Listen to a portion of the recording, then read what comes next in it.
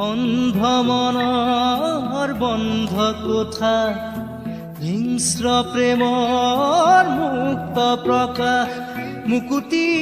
আজি দেখো দিশহাৰা হৈ ৰয় দিশে দিশে চলে মাথো মৃত্যুৰ মৃত্যু এতিয়া খহৰ